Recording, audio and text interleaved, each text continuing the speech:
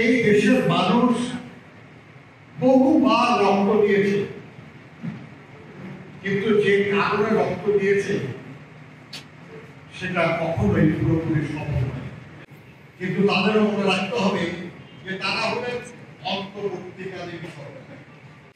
ইনাদের দায়িত্ব হলো একটা সুষ্ঠু নির্বাচনের ব্যবস্থা করা, যাদের জনগণের মতামত যথাযথভাবে প্রতিফলিত। শুধু যদি আমরা ঐক্যবদ্ধ থাকতে পারি তাহলেই আমরা বিজয়ী হব। এই যে সরকার যারা এখন আছে তাদের এই ব্যাপারে ভূমিকা পালন করতে হবে। তাদেরকে এই যে ফ্যাসিবাদ বিরোধী যত রাজনৈতিক শক্তি তাদের সঙ্গে যোগাযোগ রাখতে হবে, সক্রিয় যোগাযোগ।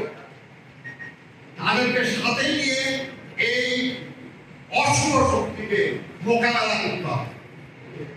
কখনো যাতে তারা আর এই অপরাধ করার জন্য, এই বাংলাদেশের মানুষকে গুম করার জন্য, বাংলাদেশের মানুষের অধিকার হরণ করার জন্য, বাংলাদেশের মানুষকে খুন করার জন্য, গুম করার জন্য, মিথ্যা মামলা দিয়ে হয়রানি করার জন্য আর সুযোগ না হয়। আরেকটা প্রস্তাব করেছেন যে অবিলম্বে প্রয়োজনীয় সংস্কার সাধন করে সকল স্তরে অবাধ সুষ্ঠু নির্বাচনের ব্যবস্থা করা। এটাও গুরুত্বপূর্ণ বিষয়।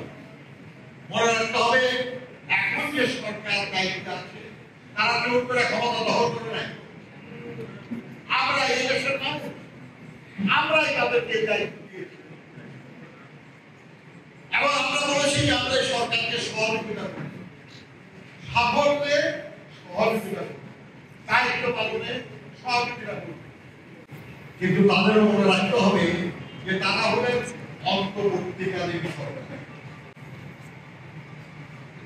একটা সরকার থেকে আরেকটা সরকারের মাঝখানে তারা সেই সময়ের দায়িত্ব পায় এবং তাদের মূল দায়িত্ব হল আগের সরকার নির্বাচনের নামে প্রহসন করেছে, জোর করে ক্ষমতা দখল করেছে। ইনাদের দায়িত্ব হলো একটা সুষ্ঠু নির্বাচনের ব্যবস্থা করা, যাদের জনগণের মতামত যথাযথভাবে প্রতিফলিত এবং তার মাধ্যমে যারা দায়িত্ব পাবে ওনারা কোনো দলের লোক না। কাজে কোন দল ক্ষমতায় আসতো বা না আসতো তাহলে তাদের কিছু আসে যায় এই কাজটা করতে হবে। আমি মনে রাখতে হবে একটা জিনিস, রাষ্ট্র পরিচালনা করা এটা কোনো টেকনিক্যাল কাজ, এটা একটা রাজনৈতিক কাজ। শাসনটা যদি বলে তাহলে প্রশাসক দিয়ে কাজ করতে পারে, কিন্তু শাসন করা তো না, রাষ্ট্র পরিচালনা। আমরা যারা রাজনীতি করি আমরা যদি শাসক হয়ে যাই তখনই আমরা জনপ্রিয়তা হারাই, তখনই আমরা জনপ্রিয়তা প্রত্যাখ্যাত করি। আর যখন আমরা জনগণের এই যে জুলাই আগস্ট মাসে এত হাজার মানুষকে মেরে ফেলা হবে, এই যে জুলাই আগস্ট মাসে এত শিশু পর্যন্ত নিহত করা হবে, ওই এই নিয়ে তো কোনো বিবৃতি দেখলাম না। এই যে আমাদের অ্যাডভোকেটকে মেরে ফেলা হলো, এই নিয়ে কোনো বিবৃতি নাই।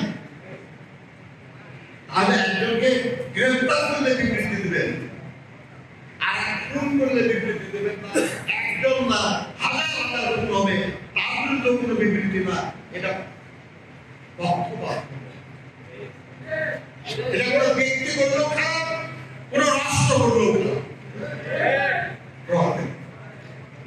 আর এই বাংলাদেশের মানুষ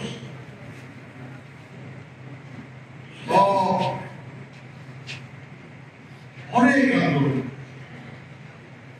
পৃথিবীর আর কোন দেশের মানুষ এত আন্দোলন, এত জীবন। আগে আমাদের চোখ রাখা